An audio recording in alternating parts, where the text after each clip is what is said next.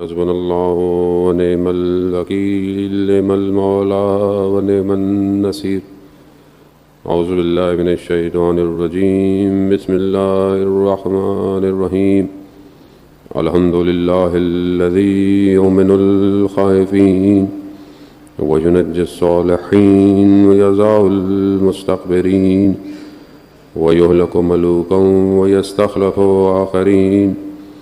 والصلاة والسلام على رسول الثقلين محبوب رب المشرقين والمغربين جد الحسن والحسين نبينا سيدنا بالقاسم محمد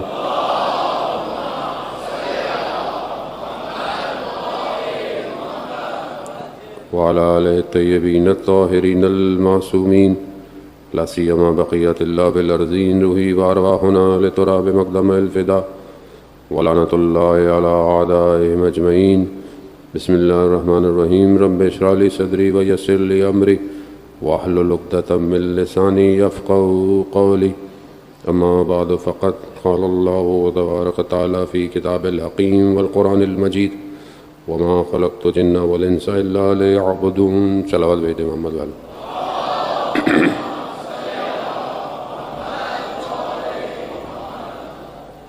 عزاداران سید الشہداء، آج ماہ محرم کی پہلی شب ہو چکی ہے، اور یقیناً جن ایام کا ہم انتظار کر رہے ہوتے ہیں بہت عرصے سے، خدا نے ہمیں توفیق دی ہے کہ ہم زندہ رہیں اور امام حسین علیہ السلام کا غم منائیں. خود یہ نعمت الہی ہے، یہ عزاداری، یہ ماتم، یہ امام پر گریہ کرنا. ہو سکتا ہے کہ ہمیں اس دنیا میں سمجھ نہ آئے، لیکن خود حدیث ہے کہ جس دن سب آنکھیں پریشان ہوں گی، اس دن وہ آنکھ خوشحال ہوگی جو سید الشہداء پر گریہ کرتی تھی. تو بہت ساری چیزیں انسان کو دنیا میں نہ اس کو ناپ سکتا ہے، نہ تول سکتا ہے، نہ میجرمنٹ کر سکتا ہے. دنیا میں بہت ساری چیزوں کے لیے دنیا کے پیمانے کام نہیں آتے. بہت ساری چیزیں جو ہیں وہ اس عالم کے لیے ہیں. وہ دوسرا عالم ہے کہ جہاں جب انسان جائے گا تو اسے پتہ چلے گا کہ حسین کتنا بڑا بادشاہ ہے.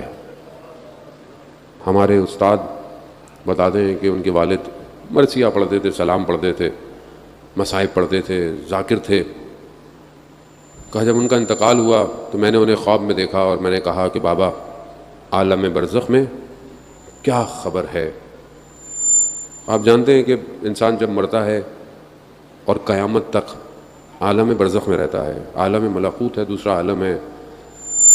جتنے بھی لوگ مر چکے ہیں ابھی تک، حضرت آدم کے لے کے ابھی تک، وہ سب اسی عالم کے اندر ہیں. قیامت دور ہے ہمارے لیے، لیکن مرنا تو ہم سب نے ہے، اور اس عالم میں بھی ہم نے جانا ہے. اور ائمہ علیہ الصلوۃ والسلام کی روایات بھی ہیں کہ ہم عالم برزخ میں تمہارے ذمہ دار نہیں ہیں. یہ واضح ہے حدیث. ہم آخرت میں تمہاری شفاعت کریں گے. لیکن انسان کا عمل عالم برزخ میں اس کو بچاتا ہے. اب عمل کیا ہے؟ ایک خاتون کہ کیونکہ دنیا میں کافی لوگ ہیں ایسے، مسلمان غیر مسلمان، کہ جن کو لائف آفٹر ڈیتھ کا ایکسپیرئنس ہوا ہے. یعنی مرنے کے بعد موت میں چلے گئے لیکن واپس آ گئے. وہ جو لوگ مرے ٹیمپریری، وہ اس عالم میں گئے ہیں، تو انہوں نے اس عالم کو چکھا ہے، دیکھا ہے کیا ہے. بہت سارے واقعات ہیں، بہرحال جتنی توفیق ہوئی ماہ محرم میں آپ تک پہنچانے کی.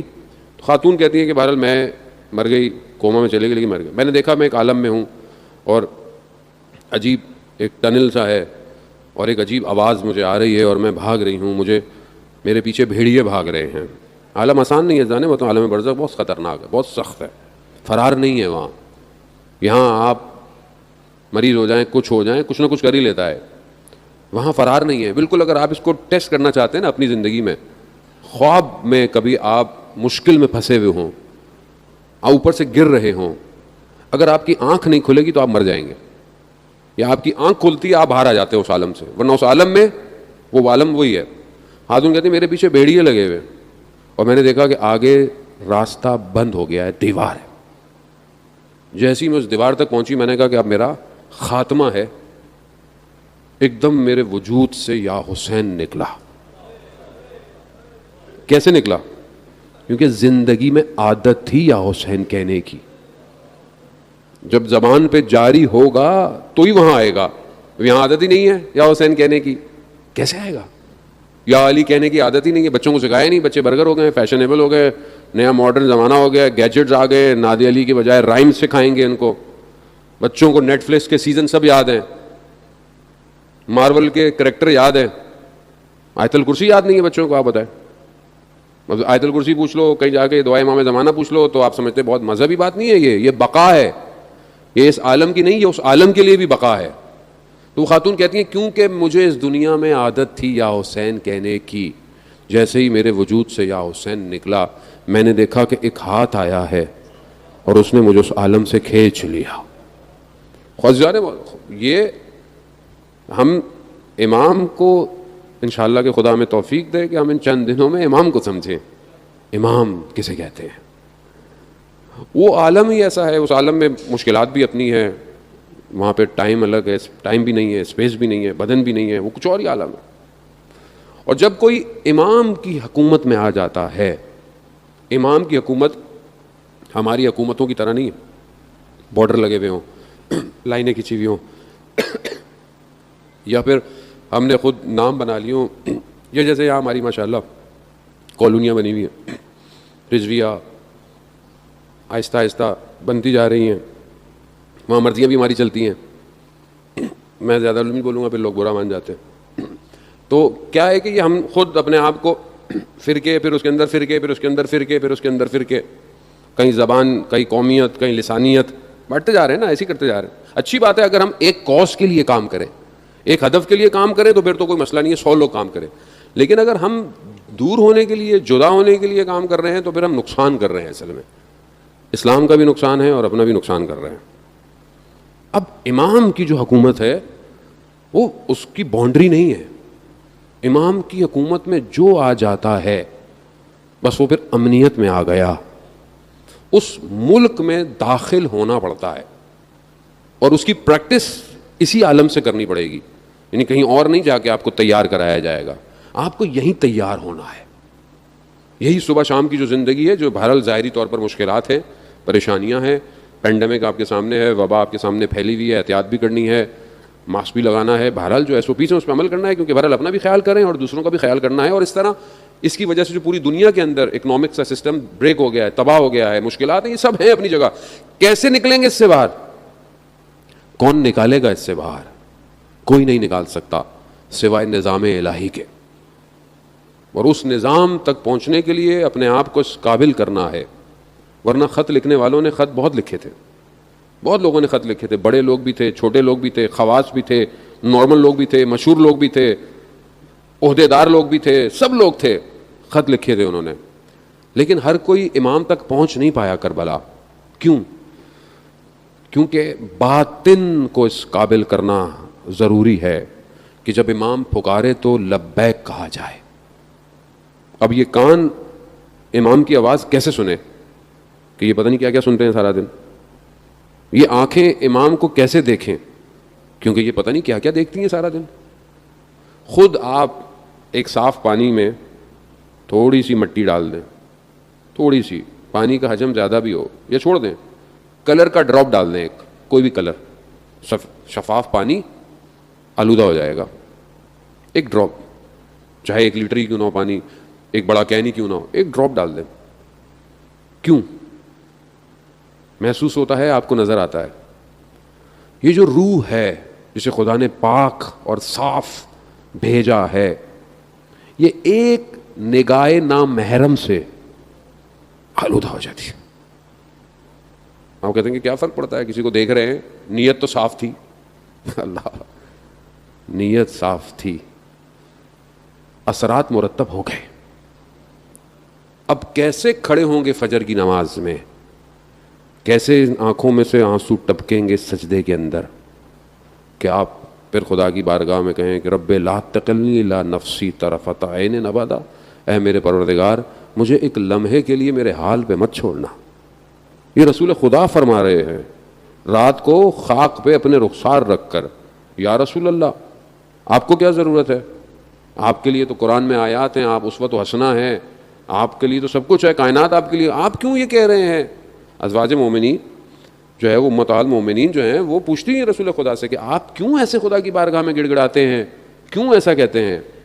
رسول خدا نے ارشاد فرمایا کہ برادر یونس یعنی حضرت یونس کو خدا نے تھوڑی دیر کے لیے ان کے حال پہ چھوڑا، وہ بھی نبی تھے۔ عزیزان محترم میں غور طلب، تھوڑا سا بعض مرائل تھوڑے سے مشکل ہیں، لیکن بہرحال ماہ محرم میں امام حسین علیہ السلام کی برکت کی وجہ سے ہم انہی چند دنوں میں کچھ سیکھنے کے لیے ایک دوسرے کو آتے ہیں۔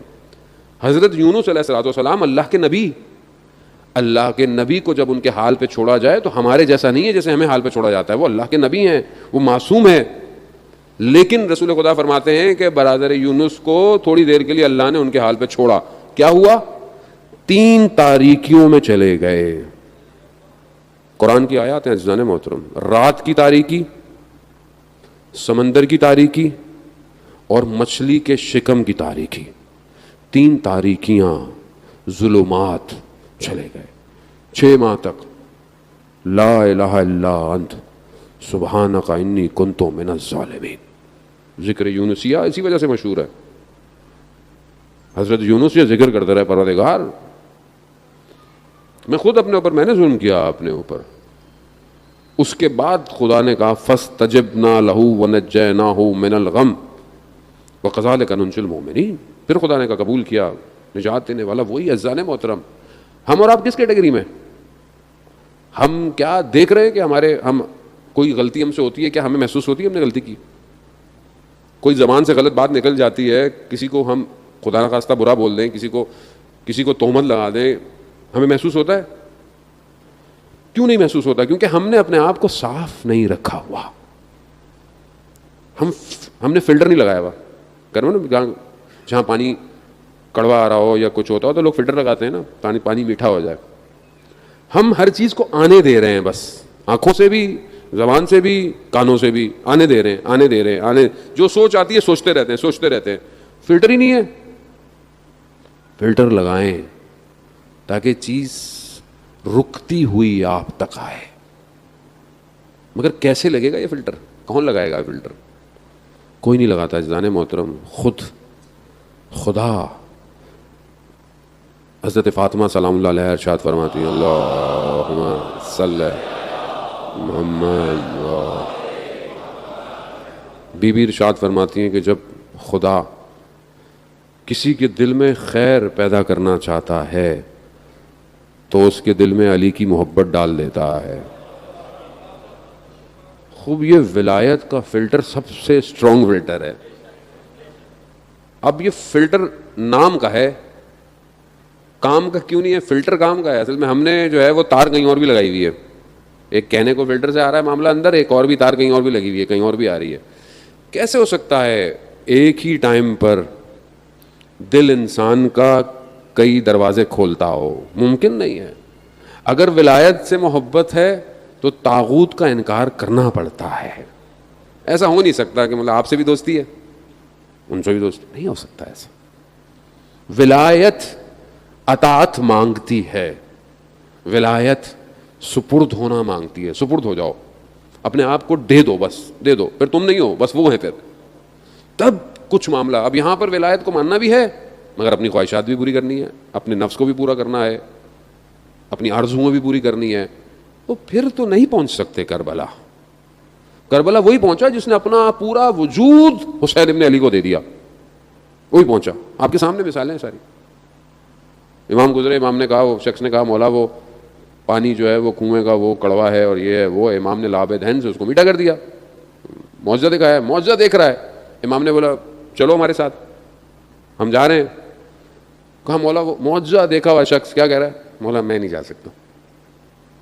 مولا میرا گھوڑا لے لیں، میرا تلوار لے لیں، یعنی میں ہیلپ کر دوں گا مولا، میں ڈونیشن دے سکتا ہوں مسجد کو، لیکن میں مسجد میں نماز پڑھنے نہیں آ سکتا۔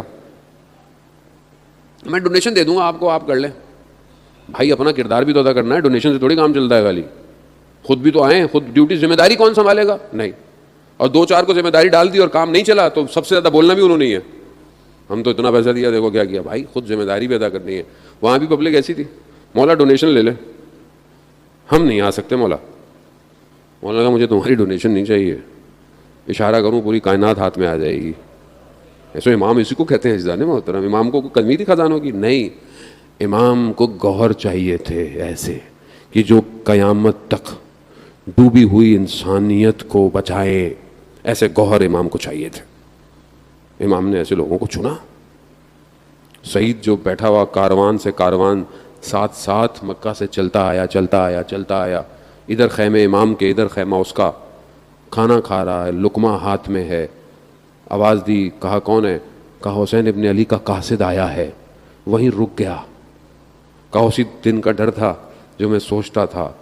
زوجہ نے پوچھا کیا ہوا؟ کہا اگر امام نے بلا لیا تو میں منع نہیں کر پاؤں گا. کہا تو اس سے بہترین کو بات ہی نہیں ہے. گیا واپس. ذیشان حیدر جوادی رضوان اللہ تعالیٰ علیہ پڑھا کرتے تھے کہ سعید کے قدم قاصد امام کے قدموں پہ کچھ دیر پڑے، سعید کی تقدیر بدل گئی. تقدیر بدل گئی. آیا، اس نے سب کو بولا تم جاؤ، سب کو حساب کتاب ختم کیا، اپنی زوجہ کو بھی بھیج دیا، سب کو بھیج دیا، کہا تم لوگ جاؤ. یہ داستان صرف اس لیے نہیں ہے کہ آپ کو تاریخی بات بتائیں اور آپ سنیں گھر چلے جائیں. نہیں عزیزان محترم، یہ اس لیے ہے کہ میں کہاں کھڑا ہوں کربلا میں. ان جیسا تو کوئی نہیں ہو سکتا. وہ تو امام خود بتا گیا کہ میرے اصحاب جیسا کوئی نہیں ہو سکتا. مگر پھر بھی بہرحال جو ہے وہ ان کے قدموں پہ تو چلا جا سکتا ہے نا. آج ہمارے لیے سب سے زیادہ امپورٹنٹ کیا ہے؟ ہماری اپنی زندگی، ہماری جاب، ہمارا ڈیزگنیشن، ہماری اولاد، ہمارا گھر. انسان پوری زندگی کوشش کرتا ہے، بھاگتا ہے، محنت کرتا ہے کہ چلو بھائی پلاٹ ہی مل جائے کہیں. ہماری کمیونٹیاں اتنی مہنگی ہو گئی ہیں وہ یہاں لے نہیں پاتا، چلو کہیں اور ہی لے لو بھائی پلاٹ. کہیں کیا کرتا ہے؟ ساری زندگی اسٹرگل کرتا ہے کہ کچھ بن جائے، کچھ ہو جائے، بھاگتا ہے، دوڑتا ہے، یہ کرتا ہے. یہی انسان کی محنت ساری زندگی. کیا ہے؟ وہاں امام کہتے چھوڑ کے آ جاؤ. چھوڑیں گے؟ مولا بچے چھوٹے چھوٹے ہیں، کیسے چھوڑوں؟ کیسے پڑھیں گے؟ یہ اس کو ٹیسٹ کرنا پڑے گا ذرا محترم. ایسے نہیں ملے گی کربلا. میں آپ کو بتا رہا ہوں، ٹیسٹ کرنا پڑے گا. اپنے بچے کو دیکھیں اور دیکھتے رہیں اور سوچیں کہ یہ شہید ہوگا تو کیا ہوگا، یہ شہید ہوگا تو میں کیسے کھڑا ہوں گا. کیا میں اس کو دے سکتا ہوں شہادت کے لیے کہ نہیں دے سکتا؟ اب آسان نہیں ہے جگر کا ٹکڑا دینا، آسان نہیں ہے. کہنا بہت آسان ہے. میں بھی بہت آرام سے ممبر پہ بات کر لیتا ہوں. یہ تو جب امتحان آئے گا تو پتہ چلے گا کہ واقعاً اگر یہ اپنی اولاد دینی پڑ گئی. دوں گا میں اولاد. امام کی آواز آ جائے ابھی اپنی اولاد کو بھیج دو. آسان ہے؟ نہیں. کربلا وجود مانگتی ہے، وجود. سپرد کرو اپنے آپ کو. جب سپرد کر دیا پھر رات کو 3 دفعہ شمع بجھ بھی گئی تو بھی کہنے والوں نے یہی کہا کہ 70 دفعہ مارا جائے اور پھر 70 دفعہ زندہ کیا جائے. ماں درختوں کا یا حسین، آپ کو نہیں چھوڑیں گے مولا. کیوں؟ وجہ یہ ہے کہ سمجھ میں آ گیا کہ اصل زندگی اور حیات امام ہے، باقی سب ایسے ہی ہے. اصل سانس امام ہے. اگر امام تک میں پہنچ گیا تو بس پھر اس کے بعد یہ ہے کہ میں پھر مجھے کوئی غم ہی نہیں ہے. دنیا تو چھوٹی سی دنیا ہے. دنیا کے بعد جو جتنے بھی عالم ہیں، قرآن میں ارشاد پروردگار فرماتا ہے کہ تم وہاں ہم فیہا خالدون، تم وہاں ہمیشہ رہو گے. تو جہاں تم نے ہمیشہ رہنا ہے وہاں کے سردار کون ہے؟ کون ہے سردار؟ جانتے یہ ساری باتیں ہم ہیں جانے محترم، لیکن یقین نہیں ہے. یقین، حق الیقین ہونا کہ میں جا رہا ہوں، مجھے پتا ہے میرے بدن کے ٹکڑے ہو جائیں گے لیکن میں مروں گا نہیں. میں تو ہمیشہ زندہ ہونے کے لیے جا رہا ہوں. خود تبھی پھر لوگ بڑھتے ہیں، تبھی پھر لوگ آگے نکلتے ہیں. اور آپ کے سامنے دنیا مثال ہے. آج تو سوشل میڈیا کا دور ہے آپ کے سامنے. اب تو کوئی ایسی بات نہیں ہے کہ آپ کو نہیں پتا یا آپ تک نہیں پتا ہوتی ہے. آپ دیکھیں آپ کے سامنے قاسم سلیمانی کی مثال، ایک جنرل جو کہ کسی ملک کا نہیں ہے. یہ بھی لوگوں کے ذہنوں میں آتا ہے کہ وہ شاید کسی ملک کا ہے. نہ، کسی ملک کا نہیں ہے، وہ امام زمانہ کا جنرل تھا. تو آپ اسے باہر آئے، ملکوں سے باہر آئے عزیزان محترم. دنیا جمع ہو کر اسلام کے مقابلے میں جمع ہو رہی ہے اور آپ کو ڈر لگتا ہے. آپ ملکوں میں بٹے ہوئے ہیں، آپ لسانیت میں بٹے ہوئے ہیں، وہ سنی میں بٹے ہوئے ہیں. کس چیز کے لیے بٹے ہوئے ہیں آپ؟ انسانیت تباہ ہو رہی ہے.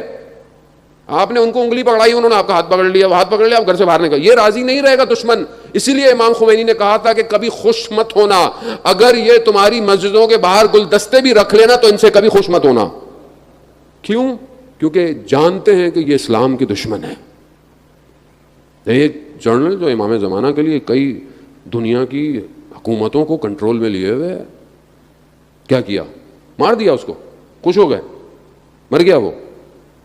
کیسے مرے گا وہ؟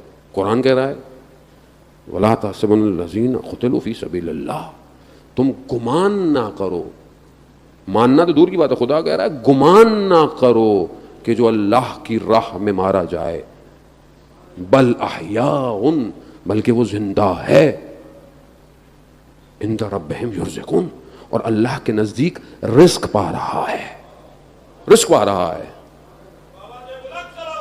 اللہم صلی علی محمد. خوب اس میں مر گیا نہیں, زندہ ہے. کیسا زندہ ہے؟ کہ دنیا سے ظاہری طور پر جانے کے بعد روح اتنی بڑی ہو گئی کہ جو لوگ نہیں بھی جانتے تھے وہ بھی جاننے لگ گئے. جو لوگ نہیں بھی جانتے تھے وہ جان گئے. اور کتنا خوبصورت کہا کسی نے, شاید ان کی بیٹی نے بھی کہا, کہ جتنا یہ زندہ قاسم سلیمانی سے ڈرتے تھے اس سے زیادہ شہید قاسم سلیمانی سے ڈرتے ہیں یہ. کیوں؟ کیونکہ اب وہ بدن کی قید سے آزاد ہو گیا ہے, اب وہ اور طاقت میں آ گیا ہے. ایسی عزیزان محترم. کیوں؟ کیونکہ وہ اپنے امام کو حاضر ناظر جانتا تھا, اسے کوئی چیز روک نہیں پائی. اسے پتا تھا کہ امام ہیں تو مجھے کس چیز کا ڈر ہے. کبھی بھی ایسا لباس نہیں پہنا کہ ذرا نہیں پہنی, سیکیورٹی سامنے والی نہیں کی کہ گولی. وہ کہتا تھا میں دشمن کو اس قابل ہی نہیں سمجھتا اپنے. کیسے پیدا ہو جاتا ہے ایسا؟ اور دشمن کیا ہے؟ آپ ابھی بھی فیس بک پہ ڈالنے جا کے کر تصویر قاسم سلیمانی کی, آپ کی آئی ڈی بند ہو جائے گی. کیوں بھائی, کیا ہو گیا؟ آدمی چلا گیا, اب کیا ٹینشن ہے؟ کتنا خوف ہے. آپ نہیں سمجھ رہے میری بات کو. میں جتنا بھی آپ کو ٹرانسفر کروں, مجھے پتا آپ لوگوں نے فلٹر اتنے لگائے ہوئے ہیں کہ آپ تک جاتے جاتے ہی مجھے کئی عرصہ لگ جائے گا. یہ بات صلوات بھیج دو. اللہم صلی علی محمد.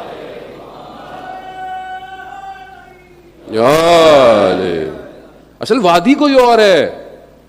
یہاں کہہ رہے ہیں صبح مار دیے جاؤ گے, یہ تمہارے دشمن نہیں ہے. یہ امام کہہ رہے ہیں میرے دشمن ہے, کاٹ دیے جاؤ گے, مر جاؤ گے. نہیں, وہ انتظار کر رہے ہیں صبح کہ کب ہماری گردن کی رگوں پر دھاریں چلیں گی. انتظار کر رہے ہیں. یہ وہیں کا شاگرد تھا. نام کی بھی لاج رکھی قاسم, بدن کے بھی ٹکڑے کرا دیے اپنے. یہ ہے مکتب سید الشہداء. اسے ڈرنے کی کیا بات ہے؟ مرنا ہے, سب نہیں مرنا ہے. اس سے اچھی موت اور ہو ہی نہیں سکتی. کیا ہو سکتی؟ بہت قریبی شخص نے خواب میں دیکھا شہید کی شہادت کے بعد, سردار کی شہادت کے بعد. سے پوچھا کہ کیا ہوا جب آپ, کہا ہم جہاز سے اترے, گاڑی میں بیٹھے, تو کہا کیسا محسوس ہوا؟ کہا مجھے تو نہیں پتا, میں تو گاڑی میں میرا ہاتھ باہر تھا, وہی ہاتھ جو ایک کٹا ہے. کہا بس مولا کائنات آئے, میرا ہاتھ پکڑا, مجھے نجف لے گئے. کہا مجھے نہیں پتا کہ کیا ہوا. کیوں؟ کیونکہ جو ساری زندگی جن کے لیے لڑتا ہو وہ خود آخری وقت میں آتے ہیں. عزیزان محترم, اب ہم اپنے آپ کو امام کے سپرد کریں. ولایت علی ابن ابی طالب سپرد ہونے کا نام ہے. اور بہرحال چند گزارش ہے, کیونکہ بہرحال پہلی مجلس ہے, کہ ماہ محرم جو ہے وہ یہ کسی فرقے کا نہیں ہے, کسی مذہب کا نہیں ہے. یہ انسانیت کی بقا کے لیے پروردگار نے امام حسین کو کربلا کا جو سب کیا, یہ انسانیت کی بقا کے لیے. تو خدا کے لیے کوئی ایسا کام مجلسوں میں نہ کریں, عزاداری میں نہ کریں, کسی طریقے سے نہ کریں کہ کوئی اور امام کی مجلس سننے نہ آئے, کسی اور کو ہم روکیں نہ, اس کو اوپن رکھیں. کیونکہ یہی مجلس جو ہے یہی اس آخری فرزند سے جوڑے گی جس کا بشریت انتظار کر رہی ہے. اگر آج ہم نے راستہ روکا تو کل امام ہم سے سوال پوچھیں گے کہ تم کیوں ایسی باتیں کرتے تھے جس سے دوسرے لوگوں کی دل کی آزاری ہوتی تھی. تم ہمارا ذکر کرو, تم ہمارے فضائل کرو کہ کم ہے کیا, اور محبت کا پیغام دو, دعوت دو, اور کوئی چیز فارورڈ نہ کریں, خدا کے لیے فارورڈ نہ کریں. اس مہینے کے اندر اس نے یہ کہہ دیا, اس نے یہ کہہ دیا, اس نے یہ لکھ دیا, اس نے وہ کر دیا. فارورڈ کیوں کر رہے ہیں؟ فارورڈ فتنہ ہوتا ہے محرم سے پہلے, محرم کے اندر, تاکہ آپ اصلی ہدف کے بجائے, مقصد امام حسین کے بجائے ان چیزوں میں انوالو ہو جائیں. سمجھنے کی کوشش کریں, دشمن کو پہچانیں. کب تک ہم لوگ بغیر شعور کے آگے چلیں گے؟ آج صبح سے ایک میسج آیا جا رہا ہے، ہر بندہ بھیجے جا رہا ہے، جنگ میں یہ چھپ گیا، جنگ میں وہ چھپ گیا. بھائی جنگ پڑھتا کون ہے؟ کسی کو کوئی بھی نہیں پڑھتا. مجھے پتا ہے جتنوں نے بھیجا کبھی جنگ دیکھا بھی نہیں ہوگا زندگی میں، لیکن ہم نے دنیا کو بتا دیا کیا چھپا اس میں. بھائی ان کو ہمیں پتا ہے پہلے سے، کیوں ٹینشن لیتے؟ آپ اپنی ذمہ داری نبھائیں. میں بہت زیادہ زوم باتیں نہیں کرتا حالات کی، لیکن مجھے کسی نے بولا صاحب بولے، شعور ضروری ہے معاشرے میں، اور اپنی اس انگلی کو نا محرم کے دنوں میں تھوڑا کنٹرول میں رکھیں. جو آتا ہے فارورڈ نہ کریں، خدا کے لیے نہ فارورڈ کریں. خود سن لیں، ٹھیک ہے، کافی ہے. اگر اچھی چیز ہے بسم اللہ، اگر ایسی چیز ہے جو امام حسین سے، خدا سے، رسول سے دور کر رہی ہے، تفرقہ ڈال رہی ہے، اختلاف کا باعث بنے گی، کسی کی دل آزاری کا باعث بنے گی، نہ شیئر کریں، وہیں روک دیں. آپ یقین کریں فتنہ وہیں ختم ہو جائے گا. سمجھنے کی کوشش کریں. ہم لوگ آرٹیفیشل انٹیلیجنس کے دور میں زندہ ہیں، جہاں پر الگورتھم کام کر رہے ہیں، جہاں پر ہماری لائکس ڈس لائکس کو دیکھ کر ہمارے معاشرے کے لیے اسٹریٹجیز ڈیزائن ہوتی ہیں. میں آپ کو مثال دوں، آپ میرے سے ملاقات کریں، ساتھ کہیں بیٹھے ہوں تھوڑی دیر کے لیے، آپ اٹھ کے گھر جائیں، اپنا فیس بک آن کریں، نہ آپ نے میرا نمبر سیو کیا ہوگا، نہ آپ نے میرے سے بات کی ہوگی، کچھ نہیں کی ہوگی، آٹومیٹکلی فیس بک آپ کو بولے گا ڈو یو نو نصرت بخاری. کیسے بولتی ہے یہ؟ الگورتھم وائس فیس ڈیٹیکٹ کرتا ہے، اتنا اسمارٹ ہے وہ. اور ہم کھلونے بنے. وہ کھلونا نہیں، ہم کھلونے بن گئے. وہ کھلا رہا ہے، ہم کھیل رہے ہیں. صبح شام پبلک لگی ہوئی ہے، گیم کھیل رہی ہے، نیٹ فلکس دیکھ رہی ہے، یوٹیوب دیکھ رہی ہے، فلانا دیکھ رہی ہے، اور ایک نیا ٹرینڈ ہے. ہر چیز اچھی بات ہے، اگر کوئی اچھی چیز بناتے ہیں بری بات نہیں ہے، میں نہیں کہہ رہا استعمال نہیں کریں، لیکن کس کے لیے کر رہے ہیں، کیوں کر رہے ہیں؟ خدا کے لیے. اپنی ان صلاحیتوں کو خاص طور پہ جوان سنبھال کے رکھیں وقت کے امام کے لیے. اور یہ تبھی ممکن ہوگا کہ جب آپ تنہائی میں خدا کو سجدہ کریں گے. آپ کا باطن پاک ہونا چاہیے، آپ کا امام سے رابطہ ہونا چاہیے. کیسے کریٹ ہوگا؟ 100 سال پہلے، تقریباً 100 سال کا عرصہ ہے آیت اللہ قاضی طباطبائی کا. ان کے دور کے اندر ایک، اس زمانے میں تو ظاہر ہندوستان ہی ہوتا تھا، ایک طالب علم آیا نجف کے حوزے میں، کچھ عرصہ گزارا اس نے. اس زمانے کے جو سب سے بڑے مراجع تھے ان کا انتقال ہو گیا. اب اس نے کہا کہ میں کس کی تقلید کروں؟ تو اس نے کہا کہ مجھے خود امام زمانہ جب تک نہیں بتائیں گے میں تقلید نہیں کروں گا. اب ہمارے میں کچھ لوگ ہوتے ہیں نا ایسے، ہم تو امام زمانہ کی تقلید کریں گے. تو یہ امام زمانہ ہی کر لیں آپ، مسئلہ نہیں ہے، لیکن تھوڑی سی تقلید مراجع کی بھی کر لیں. امام کی تو کرنی ہی کرنی ہے، ظاہر اصل تو امام ہی ہے ہمارا، لیکن تقلید مراجع کی کر لیں آپ.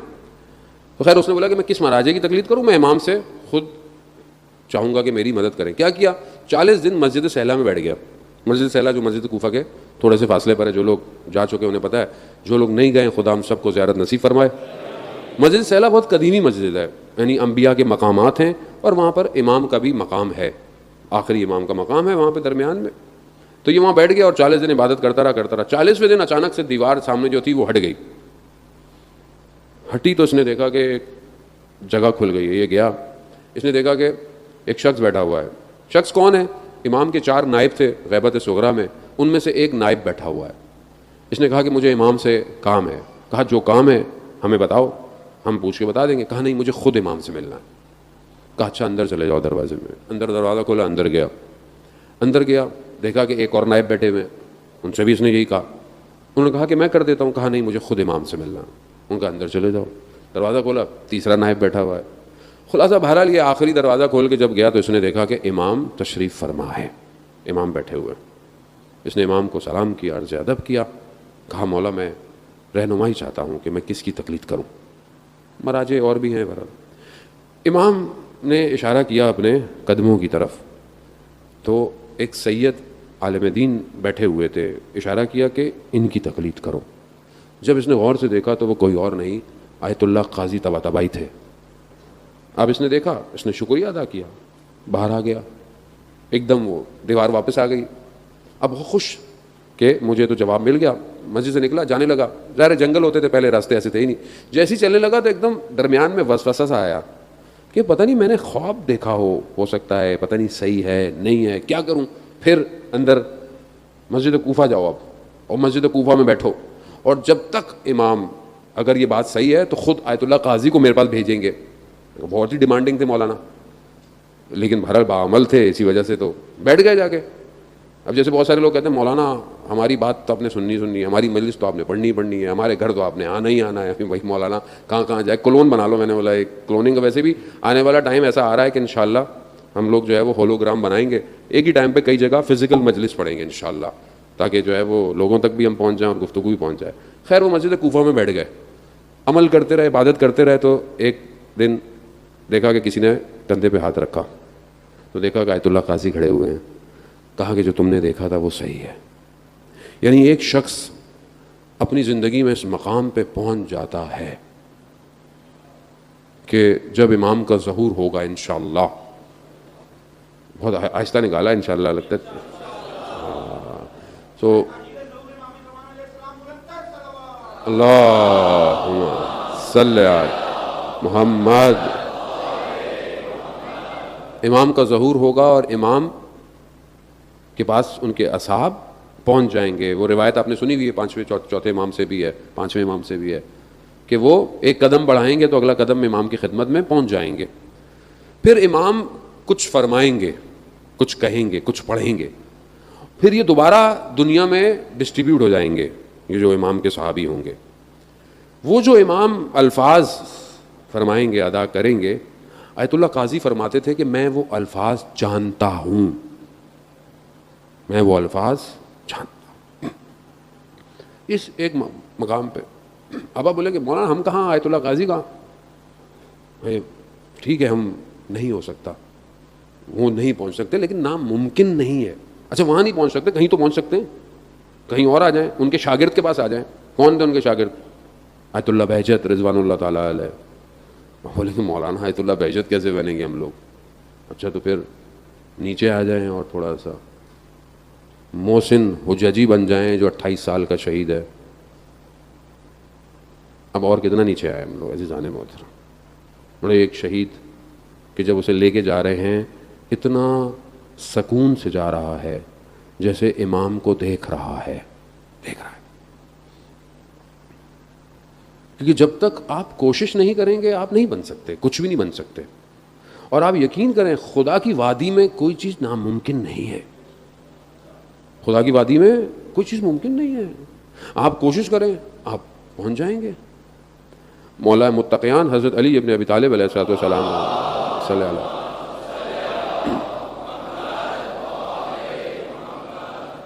امام ارشاد فرماتے تھے, اب کتنی زبردستی بات ہے, انسان کے سٹرکچر سے امام واقف ہوتا ہے. امام فرماتے ہیں کہ تم جو ہے وہ اپنے دشمن کو 100 موقع دو کہ وہ تمہارا دوست ہو جائے. اپنے دشمن کو 100 چانس دو, 100 مراد یعنی انلمیٹڈ چانس دو کہ تمہارا دوست ہو جائے, اور اپنے دوست کو ایک بھی موقع نہ دو کہ وہ تمہارا دشمن ہو جائے. اب کیسی بات ہے, کتنا اسٹرکچرڈائزڈ ہے سوشلائزیشن. اگر آپ جو لوگ پڑھتے ہیں سوسائٹی, آرگنائزیشن, بیہیویئر, ٹھیک ہے, ایک معاشرے کو بلڈ کرنا, ہیومن ریسورس, ساری چیزیں آپ دیکھیں اس کے اندر یہ کتنی امپورٹنٹ بات ہے کہ اگر جو آپ کے اپوننٹ ہے, آپ کے اگینسٹ ہے, تو آپ پورا موقع دیں کہ وہ آپ کا دوست ہو جائے, ون ون سچویشن ہو جائے آپ کی. اور جو آپ کا دوست ہے اس کو ایک لمحہ بھی نہ دیں کہ وہ آپ سے دور چلا جائے. کون جان سکتا ہے انسان کے اندر کی باتوں کو؟ وہی جان سکتا ہے کہ جسے پروردگار نے بھیجا ہو. دنیا کے سی ٹی اسکین مشینیں, ایکس رے مشینیں, اسکینر انسان کے وجود کو نہیں چیک کر سکتی کہ اس میں بیماری کیا ہے.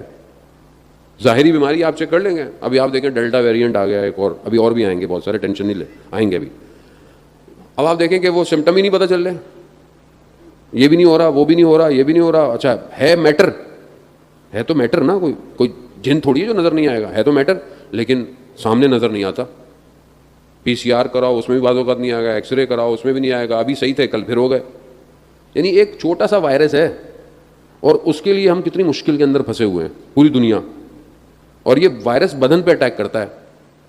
تو آپ سوچیں جو روح کو وائرس اٹیک کرتا ہوگا وہ کتنا خطرناک ہوگا. تو اس کو کس سے بچائیں, اور کون بچائے گا؟ روح کو کون بچائے گا؟ وہی بچائے گا نا جو روح سے واقف ہوگا, وہی بچائے گا جو آپ کے اندر کی چیزوں کو جانتا ہوگا. آپ یہ ویکسینیشن لگائیں, آپ ظاہری طور پر ظاہر ہے ڈیفینڈ تو کرتی ہے, یہ تھوڑا بہت تو بچائے گی. تو روح کے لیے کیا کریں؟ میں وہاں مجلس پڑھ رہا تھا تو بہرحال میں نے جملہ عطا ہوا, میں نے اللہ دے دیجیے. میں نے کہا تو اپنے وجود کو ولایت کی ویکسینیشن لگوائیں.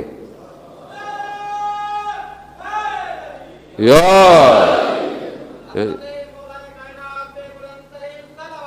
اللہم صلی علی محمد.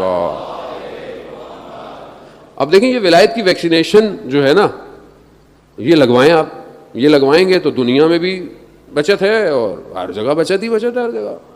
اب یہ تو تھوڑا آپ لگا لیں، مثلا کسی نے چائنا کی لگا لی تو وہ یورپ نہیں جا سکتا، اس بیچارے کو وہ بھی ڈوز لگوانی ہے، وہ امریکہ نہیں جا سکتا، اس کو یہ لگانی ہے، یہ مشکلات ہیں نا ساری. لیکن جنت میں جانے کے لیے صرف ایک ہی ویکسینیشن ہے. اب آپ دنیا میں جو بھی لگواتے رہیں، جب تک ولایت کی نہیں لگے گی ویکسینیشن، جب دروازے پہ روک لیا جائے گا، بلکہ وہاں نہیں قبر میں ہی پکڑ لیا جائے گا. حضرت اسرائیل چیک کریں گے، ایئرپورٹ پہ میں آیا چیک کریں ویکسینیشن کارڈ ہے مولانا صاحب؟ ہاں بھائی ہے بالکل، یہ لے. وہاں حضرت اسرائیل پہلے ہی چیک کر لیتے ہیں من اماموں کا. البتہ منکر نکیر پوچھیں گے، حضرت اسرائیل نہیں پوچھیں گے، ورنہ مولانا پوچھ لیں گے مولانا یہ کہ نیا لیا ہے. نہیں، اصل پہلا بیریئر حضرت اسرائیل جب نکلے گی نا روح، تو حضرت اسرائیل نکالیں گے، کوئی اور تو نہیں نکالے گا. پھر سوال جواب شروع ہو جائیں گے.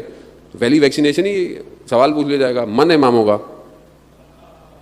اب آپ بتائیں، جن کے آباء و اجداد نے ویکسینیشن ولایت کی لگائی تھی، انہی کی اولاد ولایت پہ قائم رہتی ہے. لیکن پھر بھی مولا نے کرم کیا، دروازہ کھلا رکھا، کہا کوئی مسئلہ نہیں، تم لگوا لو آ کے. 24 گھنٹے کھلا ہوا ہے دروازہ ولایت کا. ویکسینیشن سینٹر غدیر خم میں لگایا تھا.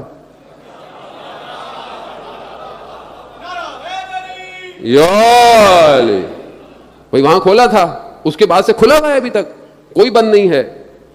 یہ نہ فرقے کی دکان ہے، نہ فرقے کی مسجد ہے، نہ امام بارگاہ ہے، نہ چرچ ہے. یہ تو ولایت علی ابن ابی طالب ہے. کوئی بھی ہو عزیزان محترم، آپ یقین کریں، جرداق مسیح جو کرسچن ہے، 200 دفعہ نہج البلاغہ پڑھی ہے اس نے.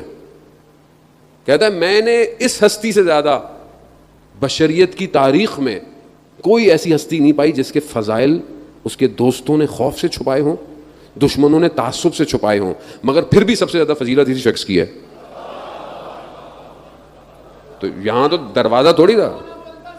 اللہم صلی علی محمد.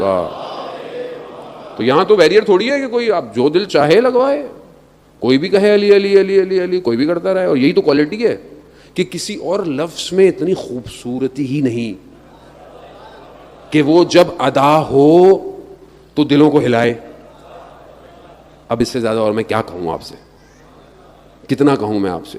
لفظ ہی نہیں بنا کوئی لفظ ہی نہیں بنا کہ جو مختلف فریکوینسیوں کے ساتھ ایڈجسٹ ہو اور ٹرانس ماڈرنائزیشن کے دور کے اندر فل اپنے ترتیب سے ادا کیا جائے اور پوری دنیا کو علی علی کروا دے. چھوٹے سے بچے نے علی علی کروا دیا 40-45 ملین. کیوں؟ نام ایسا ہے. جنت کے دروازے پہ جو کونٹنی لگی ہوئی ہے، جب وہ کھٹکھٹائی جائے گی تو علی علی علی علی کی صدا آئے گی. یار تو یہ کھلا ہوا ہے. اور 2 مہینے 8 دن پروردگار نے توفیق سب کو دی ہے. تو اس لیے میں کہہ رہا ہوں ایسی کوئی بات ہی نہ کریں کہ جس سے جو لگوانا چاہتا ہے ویکسینیشن اس کو آنے میں پرابلم ہو. وہ آنے دے سب کو. ایسی مجلسیں برپا کریں، ایسی چیزوں کو بتائیں. عزیزان محترم، آج سوشل میڈیا کا دور ہے. آج آپ کی بات یہاں کہہ رہی ہے، لوگ پوری دنیا میں سن رہے ہیں بیٹھے ہوئے. کیوں آپ دنیا کو ولایت سے دور کر رہے ہیں؟ کیوں دور کر رہے ہیں؟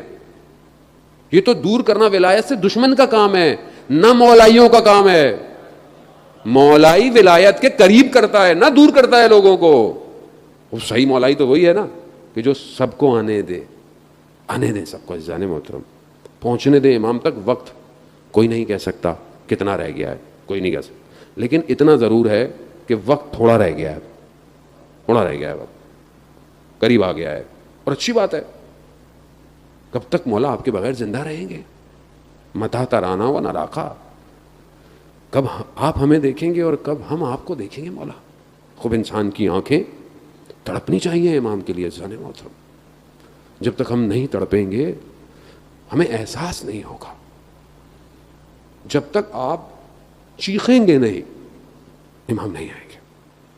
کیونکہ ہو سکتا ہے ابھی آپ بلا لیں، امام آ جائیں اور آپ بولے میں تو بلایا تھا خالی.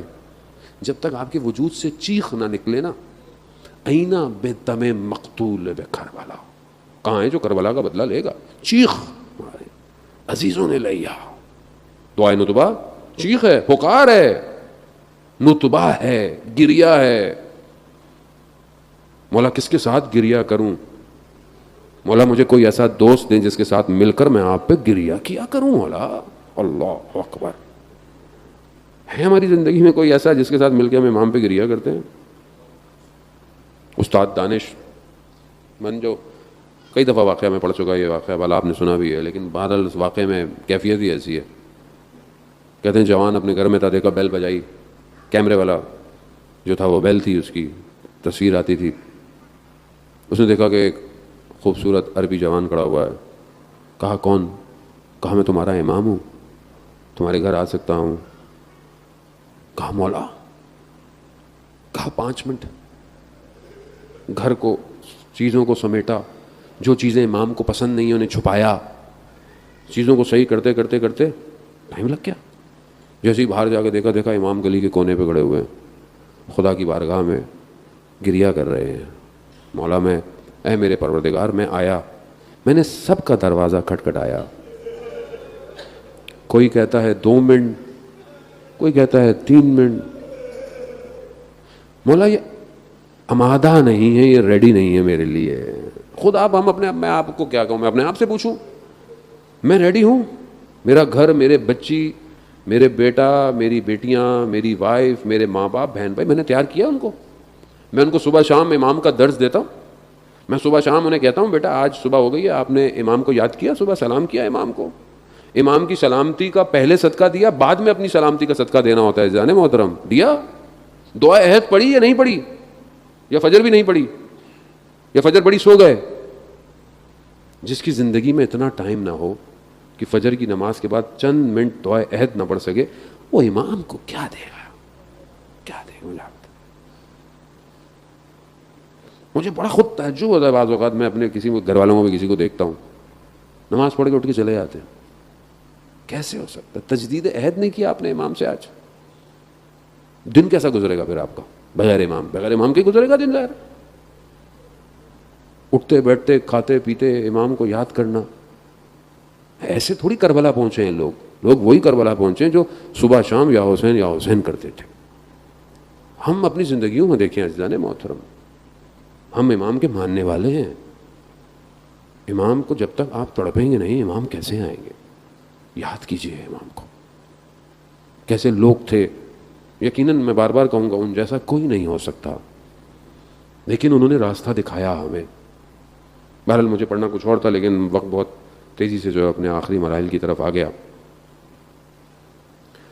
آپ دیکھیں کہ جب خط پہنچا حبیب کے پاس، کیونکہ امام کا ذکر ہے اس لیے، ورنہ یہ بہرحال میں مصائب آگے کسی اور دن پڑھتا اور آج میں بہرحال کچھ اور پڑھتا، لیکن بہرحال اب آگے آئے تو ذکر تو کوئی بھی ہو، آنسو قیمتی ہوتا ہے. حبیب کے پاس جب خط پہنچا نا، کوفہ میں پہرے لگے ہوئے تھے.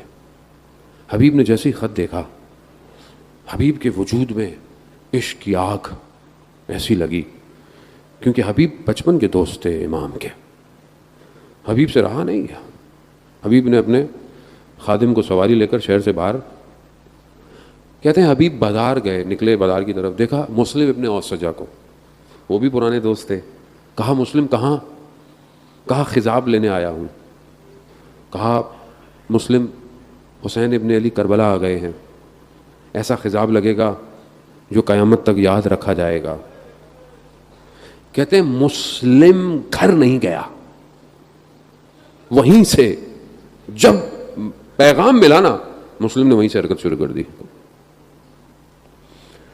خدا کرے کہ ہمیں بھی جب آواز آئے ہم یہ نہ کہیں کہ میں اپنے کاموں کو سمیٹ لوں، میں اپنے گھر چلا جاؤں. خدا کرے کہ یہ کان پاک رہے کہ جب آئے انا بقیت اللہ تو میرے بھی قدم بڑھنا شروع ہو جائیں امام کی طرف. پہنچ گیا، نکل گئے، یہ بھی نکلے، حبیب بھی گئے. وہاں کیا عالم ہے؟ وہاں دشمن لشکر سینکڑوں کی تعداد میں بڑھتا جا رہا ہے، اور یہاں کیا ہے؟ کوئی بھی نہیں. غربت امام حسین ہے، کوئی آ ہی نہیں رہا. پھر بھی ایک پرچم بچا کے رکھا ہوا ہے کہ جیسا کہ امام جانتے ہوں کہ کس نے آنا ہے. دھول اٹھی، جب ہٹی تو دیکھا کہ حبیب ہیں. خوشی دوڑ گئی، خوشی کی لہر دوڑ گئی، استقبال کیا گیا ہے حبیب کا. کیوں؟ کہ ایک شخص لشکر حسین ابن علی میں اضافہ ہو گیا ہے۔ اب یہ جب صدائیں اٹھیں تو خیموں تک بھی گئیں۔ سلام ہو علی کی بیٹیوں پر قربت کے عالم میں، کیا شان و شوقت سے یہ مدینہ سے سوار ہوئی تھیں۔ سوار کرنے والے جوان علی اکبر، حضرت عباس علمدار، محملیں پردوں میں اور رات کی تاریکی میں، کیا پتا تھا کہ عاشورہ کے بعد کیا ہونے والا ہے۔ بی بی نے کہا حضرت فضہ سے کہ فضہ باہر کیسا شور ہے، کیسی آوازیں ہیں؟ وہ پتہ کر کے آئیں، کہا کہ بی بی حبیب آیا ہے۔ اللہ اکبر اللہ۔ حضرت زینب نے کہا فضہ، اماں فضہ، حبیب کو ہمارا سلام پہنچائیے۔ حبیب کو جب یہ پیغام پہنچا نا، حبیب بیٹھ گیا، کربلا کی خاک کو اٹھایا، سر پہ رکھا، کہا پروردگار یہ کیسے دن آ گئے ہیں علی کی بیٹیاں۔ اللہ، یا امام زمان۔ ہاں عزاداران محترم، کتنے مختلف مقامات ہیں کہ جہاں ان بیٹیوں کا کتنا خیال کیا گیا ہے، مگر ان بیٹیوں نے مشکلات بچپن سے دیکھی ہیں، ام المصائب ہیں۔ بہرحال آپ پورے 2 مہینے 8 دن مصائب سنتے رہیں گے، بہرحال ہمیں بھی تو ظاہر اپنی نوکری کرنی ہے، اور ایک دسترخوان جو آج کے دن کھل رہا ہے اس سے رزق لینا ہے نا، اپنا رزق لینا ہے۔ ماہ محرم میں اپنے آپ کو قید مت کیجیے گا کہ مجلس میں جاؤں گا تو روؤں گا، نہیں، جب کوئی بات یاد آئے، جب کوئی نوحہ سن رہے ہوں، جب کوئی ذکر آئے، روئیں۔ خدا مغفرت کرے، میرے چچا، مجھے یاد ہے میں بہت بچپن سے جب بھی ان کو دیکھتا تھا، اور جب کبھی صبح ان کے ساتھ ناشتہ کر رہا ہوتا تھا، میں دیکھتا تھا صبح سے وہ گریا شروع کرتے تھے۔ کھانا کھاتے جاتے تھے اور کہتے تھے کہ علی اکبر، تو ہائے غربت مولا۔ کیوں؟ کیونکہ اپنے وجود کو قربان کرنے والا انتظار نہیں کرتا کب رونا ہے، یہاں ہر وقت گریا ہے، اور یہ گریا بہت ضروری ہے عزیزان محترم۔ یہ پاک کرتا ہے، کہ کل مجھے فرصت ملی تو میں آپ کو بتاؤں گا، یہ پاک کرتا ہے۔ میں آپ کو نہیں کہوں گا، میں خود ایک آدمی خطا کار ہے، گناہ گار ہے، دل سخت ہے، ظاہر ہے دنیا کی چیزوں میں انسان کا دل سخت ہو جاتا ہے۔ کتنا سخت ہے ایک آدمی کے لیے آنسو بہانا، آسان نہیں ہے، میں آپ کو بتا رہا ہوں۔ یہ اگر آپ سائنس کے طور پر بھی اس کو ریسرچ کریں نا، کہ آنسو نکلنا آسان نہیں ہوتے، آنسو نہیں نکلتے، اور خاص طور پہ دل سخت ہو جاتا۔ لیکن کتنا کمال ہے کہ ہم کچھ بھی نہیں کرتے، صرف آتے ہیں یہاں، اور یہاں صرف ہم نام سنتے ہیں امام حسین کا، خود بخود وجود تلاطم شروع کرتا ہے، آنسو سجدے کرنا شروع کر دیتے ہیں۔ یہ وادی، کوئی اور وادی ہے امام کی یہ، کہ جہاں پر یہ ہوتا ہے۔ امام کی ان بہنوں نے بچپن سے مشکلات کو دیکھی۔ بس میں چند جملے کہوں گا اور آپ سے التماس دعا، کہ مدینہ میں انہوں نے دیکھا اس جلتے ہوئے دروازے کو، چھوٹی چھوٹی، نہ جانے کس طرح برداشت کیا ہوگا، بابا کے گلے میں رسی ڈلی ہوئی ہے، نہ جانے کتنے دن دیکھتی رہی کہ ماں دیوار کے سہارے چلتی ہے، نہ جانے ماں کو کیا ہو گیا ہے، وہاں بتاتی بھی نہیں ہے۔ جس نے علی کو نہ بتایا ہو وہ اولاد کو کیا بتائے گی؟ پوری سختیاں دیکھ رہی ہے۔ یہ دیکھتے دیکھتے وقت آ گیا، اور کوفہ اور ماہ رمضان، ایک بیٹی کہہ رہی ہے بابا آج نہ جائیے، گھر کی مرغابیاں بھی روک رہی ہیں، دروازہ بھی روک رہا ہے، سب روک رہے ہیں، چلے گئے۔ اور جب ضربت لگ گئی، امام حسن نے اپنے بابا کے سر کو اپنے جو ہے وہ زانوں پہ رکھا، آنسو ٹپکا، جب گرا امام نے آنکھ کھولی، امام نے کہا حسن صبر کرو، امام حسین گریہ کر رہے ہیں، حسین صبر کرو، صبر کی تلقین میں. جب امام کو اٹھایا دروازے تک، کہا بس یہاں چھوڑ دو مجھے، میرے قدموں پہ مجھے جانے دو. اور آہستہ اپنے اصحاب کو کہا، کیوں؟ کہا کہیں تمہاری آواز میری بیٹیوں کے کانوں پہ نہ چلی جائے. کتنا خیال ہے مولا کو اپنی بیٹیوں کا. سب کو صبر کرتے ہوئے جیسے ہی جا کر بستر پہ لٹایا، ماتھے پہ پٹی بندھی ہوئی ہے، زرد رنگ بڑھتا جا رہا ہے. جیسے ہی زینب آئیں، وہ امام جو سب کو صبر کروا رہا تھا، جیسے ہی بیٹی کو دیکھا نا، رونا شروع کر دیا. امام سے صبر نہیں ہوا، امام نے گریہ شروع کر دیا، بیٹیوں نے گریہ شروع کر دیا. میں کہوں گا مولا یہ کوفہ تو آپ کا کوفہ ہے، 61 ہجری کے کوفے میں یہی بیٹیاں آپ کی کوفہ میں آئیں گی. اس وقت کیسے صبر ہوگا مولا؟ آپ کے دور میں تو جب بیٹیاں مدینہ سے آئی تھیں تو کاروان دن میں پہنچا تھا. کہتے ہیں کہ امام نے رات کا انتظار کروایا کہ رات کو اہل حرم لے کر آؤ. مولا رات کو کاروان پہنچے گا، یہ دن کا انتظار کریں گے، یہ گلی کوچے کو سجائیں گے. یہ کوفہ آپ کا کوفہ نہیں ہوگا مولا. ہاں عزاداران محترم، امام تھے، امام کو پتا تھا، لیکن محبت تو تھی. لیکن قربان جاؤں اس ایک اور بیٹی پر جو کہ چھوٹی سی مدینہ سے چلتی ان سارے راستوں کو طے کرتی. بس ایک جملہ التماس دعا کہ کتنا سخت ہے ایک بیٹی کے لیے کہ ہمارے لیے اس پورے کاروان کی ایک ایسی بچی ہے کہ جس سے توسل بہت ضروری ہے.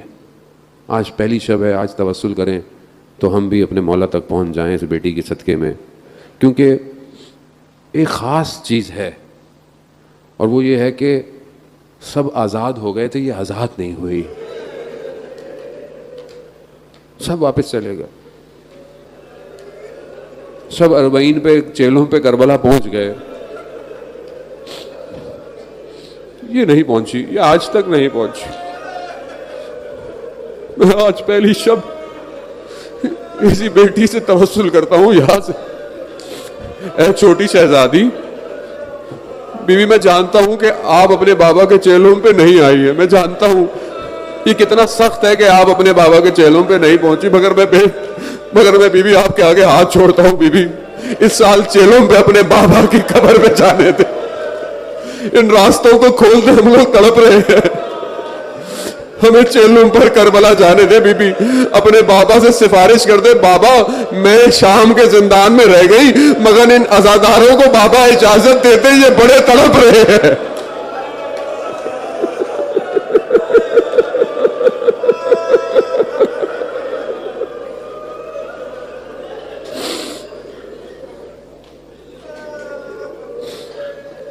لعنت اللہ علی القوم الظالمین وسیعلم الذین ظلموا ای منقلب ینقلبون. پروردگار امام زمانہ کے ظہور میں تعجیل عطا فرما، ہمیں ان کے ناصروں، ان کے مددگاروں میں شمار فرما. پروردگار جو پریشان حال ہیں ان کی پریشانیوں کو دور فرما. پروردگار جو حاضرین مجلس ہیں، جو سن رہے ہیں، پروردگار ان کی جائز خواہشات کو پورا فرما. پروردگار جو لوگ مریض ہیں، کووڈ کی وجہ سے مریض ہیں، حاضرین میں جو لوگ ہیں، ان کے جو لوگ مریض ہیں، مجھے بھی بہت سارے لوگوں نے کہا ہے، ایک بچہ 14 مہینے کا مریض ہے، ڈاکٹر نے جواب دے دی ہے. ایک اور صاحب مجھے ابھی ملے تھے پچھلی مجلس میں، ان کی زوجہ ICU کے اندر ہیں، بہت سخت مراحل میں. جتنے بھی لوگ اور جنہوں نے بھی التماس دعا کہی ہے، میرے ایک دوست ہیں، ان کے فادر بھی آج ICU میں چلے گئے. پروردگار تجھے واسطہ بیمار کربلا کا، ان سب کو شفائے کاملہ اور عاجلہ عطا فرما. پروردگار ہمیں کوئی غم نہ دے سوائے غم حسین کے. ہمیں ان ایام میں مقصد امام حسین کو سمجھنے کی، اس پر چلنے کی توفیق عطا فرما.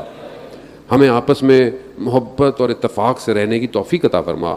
ہمارے اگر آپس کے کوئی اختلافات ہیں، مومنین کے پروردگار ان ایام کے صدقے میں دور فرما. ہمیں دوسرے مذاہب کے ساتھ، ہمیں اہل سنت بھائیوں کے ساتھ مل کر امام حسین کے غم کو منانے کی توفیق عطا فرما. ہمارے ملک حکومت پاکستان کو عزت اور استحکام عطا فرما. اس کے دشمنوں کو نیست اور نابود فرما.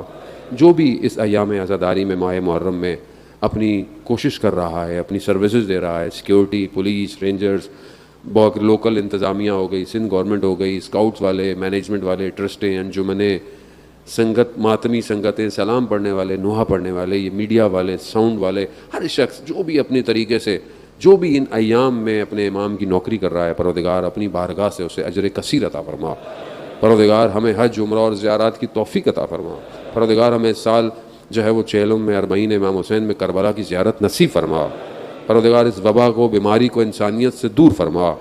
پروردگار جہاں جہاں بھی مجلس ماتم، جلوس، عزاداری ہو رہی ہے پوری دنیا میں، پروردگار ان سب جگہ کی مومنین کی، ان کی جان، مال، عزت، آبرو کی حفاظت فرما۔ پروردگار ہمیں کوئی غم نہ دے سوائے غم شبیر کے۔ اللہم ارزق